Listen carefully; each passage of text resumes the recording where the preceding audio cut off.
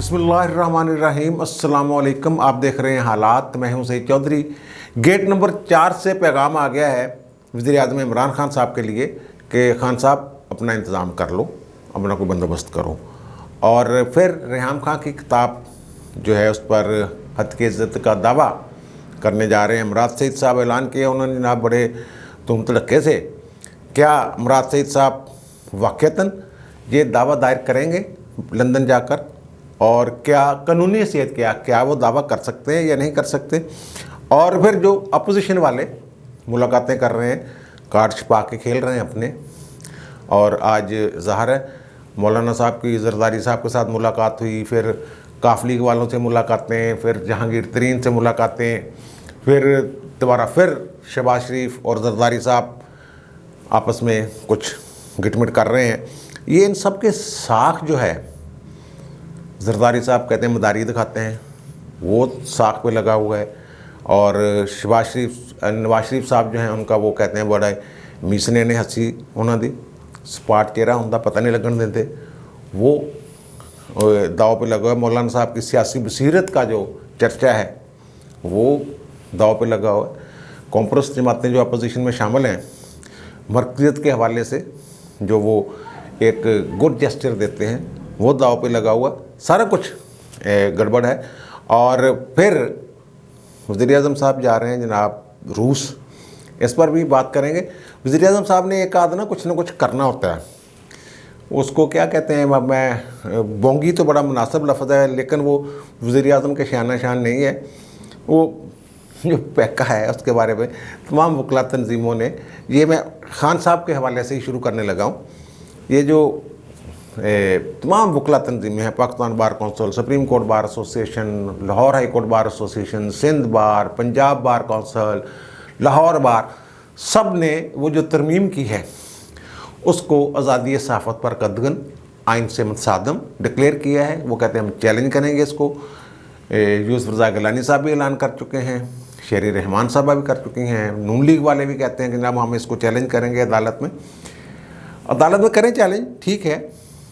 वो chief justice Islamabad high court अतन नीला साहब तो कह चुके हैं कि यार जिस तरह तुसी इंतकामी कार्रवाइयाँ कर रहे हो ना, FI वाले हो, लगता तुझे कानून ही उड़वा लेना। उन्होंने कहा है, ये बात की है उन्होंने। इसमें बहुत सारे सुकम हैं, उनको छोड़ दें। इसका एक आसान तरीका हल मैं बता देता हूँ अपोजिशन वालों को। खान साहब ने जैसे कल एक झूठ बोला, उन्होंने कहा जनाब के मुल्क दिवालिया हो चुका था, मुल्क दिवालिया नहीं था। ठोक दो एक FIR, दे दो दरख्वास्त। रोज़ाना वज़ीर-ए-आज़म साहब ने कोई ना कोई ऐसा ज़रूर अमल करना होता है, ऐसा इकदाम ज़रूर करना होता है जिससे किसी की दिल आज़ारी हो रही हो, किसी की शख्सियत मस्ख़ हो रही हो, और वो जो पैका का तरमीमी कानून है उसके ताबे आ रहा होता है उनका इकदाम। तो रोज़ाना उनके ख़िलाफ़ एक FIR दर्ज हो सकती है। अब देखें ना, पर्चा होता है नहीं होता है, FIR दर्ज होती है या नहीं होती। आप शिकायत तो दर्ज करवाएं ना, जहाँ पहले 14,000 दरख्वास्तें ज़ेर अल्तवा ये भी रहेंगी, किसी वक्त काम आ जाएंगी। वो सियासतदानों के ख़िलाफ़ तो मामला होते ही ऐसे हैं कि FIR जो कत्ल तक की FIR जो सील हो जाती है, बाद में उस पर बंदा फांसी लग जाता है। खान साहब तो बड़ा बुरा फंसेंगे इसमें। रोज़ाना एक इन्होंने कोई ना कोई ऐसी बात करनी होती है कि किसी न किसी कोई ना कोई जो मुतासरा फरीक सामने आ सकता है, और रोज़ाना एक मुकदमा दर्ज हो सकता है खान साहब पे। उनके जो मशहूर हैं, उन्होंने ये मेरे ख्याल फसाया ही है खान साहब उन्होंने। वो मैंने पहले भी लाग में जब पहले दिन जी आया था पैका कार्डिनल, मैंने कहा खान साहब कानून थोड़ा, लेकिन फ़ायदा किसी ने होर नहीं चुकना और तुझसे ही नुकसान च रहना, ये मैंने बात की थी। और फिर मैंने जब रूस के दौरे के हवाले से जब ऐलान हुआ तो मैंने कहा था कि वो वजारत खारजा वाले मिन्नतें कर रहे हैं कि खान साहब उत्थे कहते अमरीका को धमकी ना ला देना। वो धमकी तो नहीं लगाई उन्होंने, लेकिन क्रिश्चियन TV को उन्होंने इंटरव्यू दिया है, उसमें कहा कि जनाब वो अमेरिका का साथ देने पर पाकिस्तान का बड़ा नुकसान हुआ और हम अब किसी ग्रुप का हिस्सा नहीं बनेंगे। अच्छा, अब खान साहब को मेरे ख्याल याद नहीं रहता कि 2 मिनट पहले क्या बात की थी। वो जो राना सनाउल्लाह साहब कहते रहते हैं ना, वो पता नहीं क्या वो लकीरों लकीरों की बातें, पहली लकीर क्रॉस करने के बाद ना दूसरी लकीर का इनको भूल जाता है कि पिछली लकीर पे मैंने वो क्या इकदाम करके आया हूँ। तो खान साहब ने वो कहा है कि हम तो जनाब अमेरिका के ब्लॉक में इसलिए शामिल हुए थे कि हमें कोई इमदाद की ज़रूरत थी, लेकिन फिर वो तो गैर मुल्की इमदाद जो है वो मुल्क के लिए एक लानत है, तो इसलिए वो इस तरह की उन्होंने बात की कि वो बाद में पता चला, पाकिस्तान को समझ आई कि अमेरिका तो इमदाद लेने हो तो एक लानत था, और वो कहते हैं गैर मुल्की इमदाद की वजह से अपना निज़ाम नहीं बना सके। अमेरिकी इमदाद लानत है, रूसी इमदाद नेमत है। रूस की करने जा रहे हो भाईजान तुसी? रूस के साथ हमारे कोई तजारती कोई दीगर रवाबत इस तरह के किस हद तक हैं, क्या हैं, पाइपलाइन में क्या है, और रशिया किस हद तक इमदाद देता है, माली इमदाद। वो माजी में चंद एक प्रोजेक्ट्स में उनकी इमदाद ठीक है, वो ज़ाहिर है वो, क्योंकि हम खुल्लम खुल्ला सीटो और सेंटो के भी मेंबर थे और अमेरिकी ब्लॉक में थे, तो वो रूस ने वो थोड़ी सी दिखानी थी ना, वो ज़ाहिर है उनकी मोहब्बत तो फिर भारत से ही होनी थी ना। अच्छा, अब मुझे ख़तरा ये है, खान साहब ने जैसे इंटरव्यू दे के अमेरिका को ललकारा है, वहाँ कोई रूस की मोहब्बत में वहाँ खुश करने के लिए अमेरिकी सदर को कोई ऐसी ना पंगा ले ले यूक्रेन पे, या कोई यूरोपीय यूनियन को छेड़ के बैठ जाए। FATF वाले पहले ही वो आपको रगड़ने पे तुले हुए हैं, और फिर ये आपके वज़ीर ख़जाना कह चुके हैं कि ना बड़ा टफ टाइम दिता उन्होंने सानू, जो आलमी फंडिंग वाला IMF ने, तो वो कहते हैं अमेरिका के कहने पे किए। अच्छा, खान साहब जो है ना, अब खान साहब का जो सियासी कद काठ है वो मुल्क में भी है, जो सबको पता है, आलमी तौर पर भी वो क्या है क्या नहीं है। रशिया में तो ज़ाहिर वो जो हीरो हैं, प्लेयर जो हैं, वो कुछ और गेमों के हैं, क्रिकेट श्रिकेट का दिमाग को इतना है नहीं, लेकिन खान साहब समझते हैं कि जनाब मैं एक वड्डा प्लेयर है, जिदा उन्हें कहता सी जो बाइडन तो पहलों वाला जरा सी कि ना सी होता ट्रंप, के जनाब ये प्लेयर हैं बहुत बड़े, उन्होंने कैसी बात की थी, ठीक है ना, जिमनास्टिक का इस तरह का उन्होंने लफ्ज़ इस्तेमाल किया था। तो खैर उसको छोड़ दें। अब इन्होंने वो कहते हैं ना क्या पिद्दी का शोरबा, कहीं चाइना में गए, वहाँ क्या क्या चाइना और अमेरिका के तल्लुकात ठीक करवा सकते हैं, हमारे दोनों दोस्त मुल्क हैं। ये आपने सुना है ना, खान साहब के मुंह से सुना है, इनकी प्रेस रिलीज़ों में आया है। और ईरान और सऊदी अरब के दरमियान सुलह करवा देंगे, ना तो ईरान मूल लाता, ना तो सऊदी अरब मूल लाता, अमरीका ना थोड़े की तल्लुकात तो फोन तो करता नहीं वो बाइडन। और फिर एक नया प्लाट लाने के लिए जनाब मलेशिया, तुर्की, पाकिस्तान मिल गए, जनाब अजलास हो गया, ऐन मौके पे सऊदी अरब का दबाव आया। ना सिर्फ ये कि दबाव बर्दाश्त नहीं कर सके, बल्कि तुर्की वालों को बता दिया कि सऊदी अरब वाले यार सन धमकियाँ लाते पे ने की करिए, हम दसो हैं अस नहीं आ सकते, सॉरी यूटर। ये खान साहब असाब मजबूत करने पैंदे आ, दुनिया दे विच अपना किरदार अदा करना होवे ते अपने असाब मजबूत रख के। तुसी ते मुल्की सियासत में असाब टुटे पे ने थोड़े, जो थोड़ियां इतलात आंदियां पईयां ने थोड़े दोस्तों तो ही जेडे थोड़े आले दुआले ने कि खान साहब परेशान है और परेशानी में पता नहीं क्या क्या कर जाते हैं। अच्छा, अब वो आते हैं जनाब, कल मैंने जिक्र किया था, मुराद सईद साहब जो हैं वो रेहाम खान के ख़िलाफ़ उन्होंने फ़ैसला कर लिया है कि जनाब लंदन में दावा ठोकूँगा इनके ख़िलाफ़, रेहाम के ख़िलाफ़। अच्छा, और वो जुल्फ़ी बुखारी की मिसाल दे रहे हैं कि जुल्फ़ी बुखारी ने देखो जनाब माफ़ी मांगनी पड़ गई थी रेहाम खान को वगैरह। हम असल इशू ये है कि रेहाम खान और जुल्फ़ी बुखारी दोनों के पास बरतानवी नेशनलिटी भी है, डुअल नेशनल है वो। इसलिए जुल्फ़ी बुखारी साहब का ये इस्तेहकाक था कि वो बरतानवी शहरी के ख़िलाफ़ बरतानिया में दावा करें। अब मुराद सईद साहब के पास ये इख्तियार जो मेरी नज़र में, बादियन नज़र में, ये है कि वो उनके पास ये नहीं है कि वहाँ जाके दावा कर सकें। नंबर एक ये है कि वो जो किताब है वो इनको पता ही नहीं शायद कि वो बरतानिया से जो उसकी पब्लिशिंग है, जो पब्लिशिंग अदारा है वो बरतानवी नहीं है, वो बरतानिया से शाये नहीं हुई है, वो भारतीय अदारा है और उसका नाम है हार्पर कॉलिंस इंडिया। उन्होंने वो किताब जो किताबी शक्ल है वो उन्होंने उसको छापा है।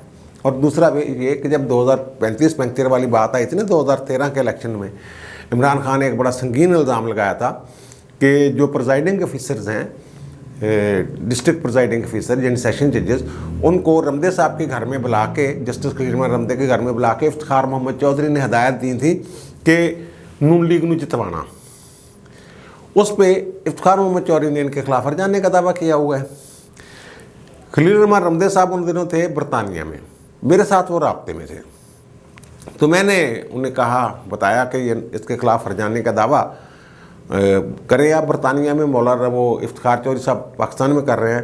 तो उन्होंने कहा पाकिस्तान में करने का तो फ़ायदा कोई नहीं, यहाँ तो बड़े साल लग जाते हैं, देखें ना अब भी उसको 15 साल हो गए, 7-10 साल तो हो ही गए हैं तकरीबन, तो वो अभी तक कुछ भी नहीं बना, उसका दावा ऐसे पड़ा पड़ा हुआ है।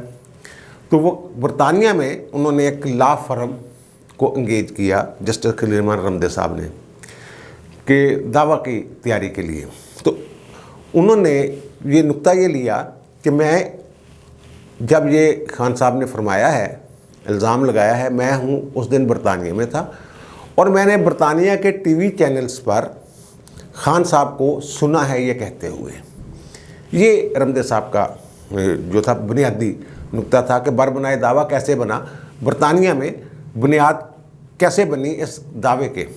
तो वो लीगल फर्म ने फिर बताया इन्हें कि अब मुझे नाम भूल गया, वो बड़ी फर्म थी कोई, तो रमदे साहब ने मुझे बताया कि वहाँ कानून अब ये बन गया है कि अगर ऐसा मुल्क जिसके दोनों शहरी हैं, तज़हीक करने वाला भी और दूसरा भी, दोनों, और उसका उनके मुल्क में ये हत्क इज़्ज़त का कानून जो है ये मौजूद है, तो फिर वो बरतानिया में दावा नहीं कर सकते, वो अपने मुल्क में ये दावा करेंगे।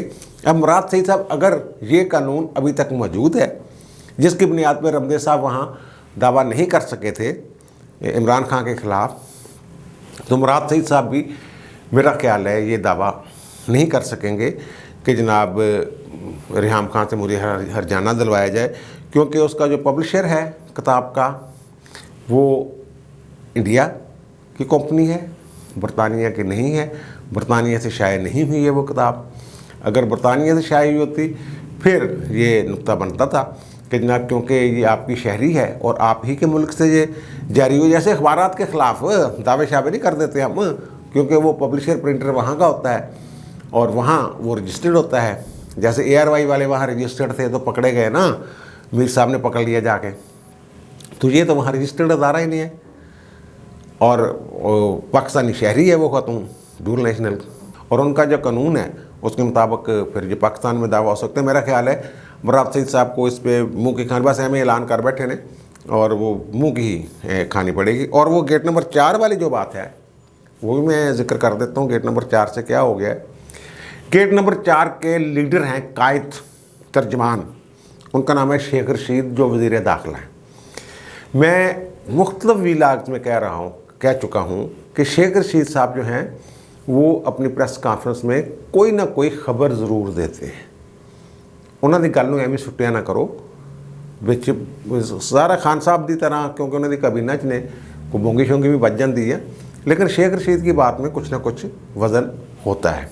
एक तो उन्होंने ये कहा है कि अपोजिशन की जमातें इंतशार फैला रही हैं और कोई सियासी हादसा हो सकता है। सियासी हादसा क्या होना है, सियासी हादसा दो तरह हो सकता है ना, एक तो ये कि सियासत की बसात ही लपेट दी जाए, चलो भी तोड़ो, और दूसरा खान साहब घर चले जाएं, तीसरा ये कोई एक आध सियासी जमात लुढ़क जाए कहीं, यही है ना। और दूसरा उन्होंने फरमाया है कि जो हिकमत अमल बनाती है ना फ़ौज, वो 20-20 साल के लिए होती है। खान साहब ये फरमा रहे हैं ਉਹ ਭਾਈ 10 साल बाद तो इन्हों की पी बोल जाती है, 20 साल की कहती प्लैनिंग होंगी इन्हों की। अयूब खां ताहयात सदर बनने के लिए शायद आए थे, 10 साल बाद उन्होंने पी बोल गई। और यहिया खां वो इक़्तिदार पे दोबारा कब्ज़ा करने के लिए, तकरीर करने के लिए वो खिताब लगा रहे थे टीवी पे आने के लिए। जब उन्होंने वो जाके उनसे कहा कि जनाब इस्तीफ़ा दो, चलो दौड़ो। मुशर्रफ साहब पता नहीं कितने साल के लिए, ये काफ लीग वाले कहते थे जनाब हम 20 मरतबा इनको वर्दी में इलेक्ट करवाएंगे बतौर पर, वो भी 10 साल वो मुश्किल 10 साल बाद पी बोल जाती है। ज़िया हक साहब वो वैसे ही शहीद हो गए और साथ कई और जर्नैल अल्लाह को प्यारे हो गए। तो ये भाई जी, ये आपकी जो हिकमत अमली है, वो जो कुदरत की हिकमत अमली है, उसके सामने वो हो जाती है, ठोस हो जाती है, उसका कोई चक्कर नहीं होता। वे 10 साल की, और ये भी तो आप लेके आए थे ना खान साहब को 2028 तक।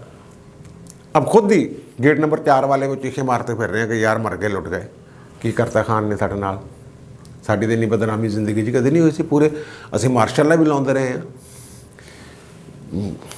बांग्लादेश भी बन गया, कश्मीर वाला भी इशू चल गया जी, लेकिन जो खान ने साढ़े नाल करती,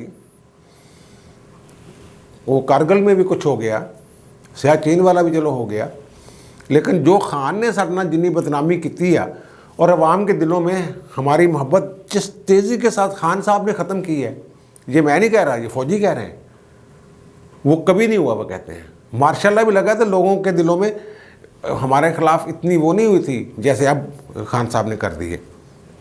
ये तो खैर और बातें। और तीसरी ये कहते हैं हम घबराते नहीं हैं, 172 बंदे तो अपोजिशन वालों ने लाने हैं।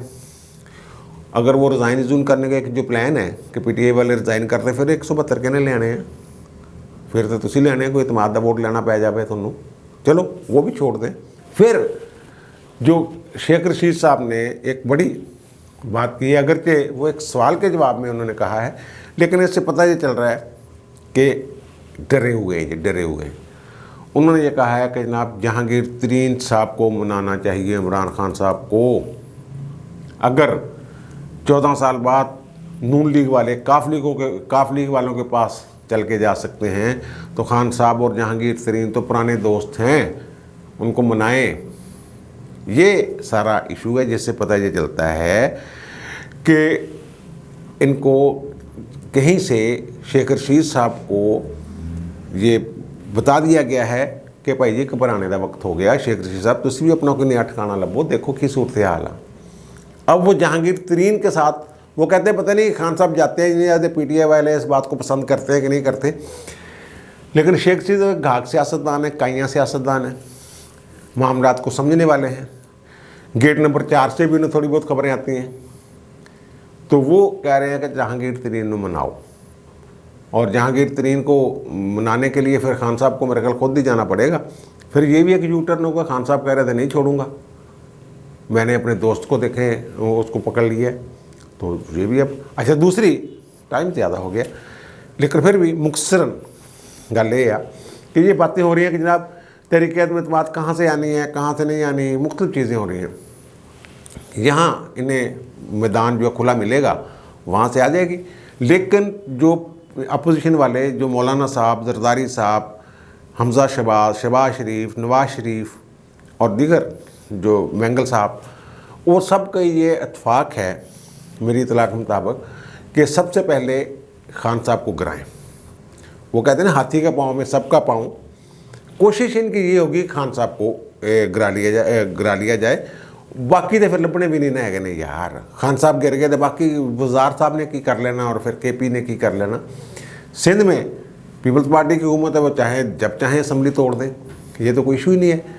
खान साहब गिर गए, खान साहब को गिरा लिया गया तो सब गए, स्पीकर भी गया, चेयरमैन सेनेट भी गया, चाहे तो उसको बदल दें। ये इसलिए खान साहब कोई और जो ऑप्शंस हैं तहरीक-ए-इत्तेमाद के, यानी पंजाब या स्पीकर या चेयरमैन सेनेट वगैरह, ये वो ऑप्शन इसलिए इस्तेमाल नहीं करना चाहते अपोजिशन वाले कि उससे धड़ेबंदियाँ जो हैं, सियासी धड़ेबंदियाँ, वो मंजरेआम पर आ जाएंगी। अगर फ़र्ज़ करें कि PTI वाले जो हैं वो पत्ते छुपा के रखते हैं, ये तहरीक-ए-इत्तेमाद जो स्पीकर के ख़िलाफ़ आती है और वो फिर नाकाम हो जाती है, फिर तो खान साहब हो गए बब्बर शेर। एक बात, अगर वो सामने जाते हैं तो फिर स्पीकर ही गया ना, खान साहब की तो वो फिर बचने के इम्कानात, मिन्नतें तरलें, टेलीफोन पेशावर से, गेट नंबर 4 से, कहीं से किसी के जाकर तो पाँव पकड़ेंगे ना, किसी भी ताकतवर के। जो लेके आए हैं उनका एहसान मान लेंगे, भाई जी मैं एहसान मानता, मैं अपनी ताकत ना नहीं आया, मैंने पता तो सिमन लेके आए थे, उन्होंने बचा लो खुदादा वास्ते, कह सकते नहीं जाके।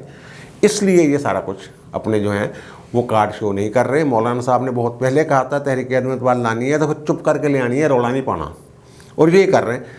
अगर ये अपोजिशन वाले जो मैंने जिक्र किया शुरू में, अपोजिशन वाले तहरीक-ए-इत्तेमाद नहीं लाते पिछले व्लॉग में मैंने कहा था पीपल्स पार्टी क्या चाहती है कि लॉन्ग मार्च के दौरान कुछ हो जाए। बहरहाल अगर ये नहीं लाते तो सबकी साख जो है इनकी दाव पे लगी हुई है। ये अवाम ये समझने में हक बजानब होंगे कि सानू अपोजिशन वाले ही बेवकूफ़ बना रहे हैं, एवं हवा च तलवारां चलाई जा रहे हैं, करने वाला काम करते कोई नहीं और पक्का हाथ नहीं पा रहे। ये इसलिए उनकी अपनी साख बचाने के लिए खान साहब को घर भिजवाना है उन्होंने, और इसके लिए कहीं से इशारा होता है या नहीं होता है। मुझे तो लंदन से एक और ख़बर आई है कि नवाज शरीफ साहब कह रहे हैं कि एक तो यही बात कि हाथ पक्का पाना, अगर पाना थे ठीक है ना, कच्ची गेम नहीं खेलनी, कच्ची गोलियां नहीं खेलनी है। दूसरा वहाँ से वो कहते हैं इशारे के मुंतज़र हैं रावलपिंडी के इशारे के। उन्होंने कहा कि मैं कतन मुंतज़र नहीं हूँ। जो मेरे सोर्स से बात हुई है वो कहते हैं वो नवाज शरीफ कतन इशारे के मुंतज़र, वो सिर्फ एक यकीन दहानी चाहते हैं कि ये ना पता चले अचानक कि GHQ वाले कूद कर इमरान खान के सामने खड़े ढाल बन के खड़े हो गए और फिर टेलीफोन वगैरह आने हो गए, शुरू हो गए। बस वो ये कहते हैं सियासत तो अलग रहन, जो ऐलान कर देने उसके मुताबिक कम करन, सिर्फ इतना इशारा चाहते हैं। ये सारी सूरत। बाकी सियासी सूरत जो है वो आज मज़ीद ख़बरें आएंगी शाम तक, तो दूसरे व्लॉग में इंशाल्लाह तफसीली बात होगी कि इमरान खान साहब के ख़िलाफ़ मज़ीद क्या अमल बनाया जा रहा है। अब मुझे इजाज़त दीजिए, इंशाल्लाह दोबारा मुलाकात होती है नए व्लॉग के साथ। अल्लाह ताला आप पर, मुझ पर, हम सब पर मेहरबान रहे। अल्लाह हाफ़िज़।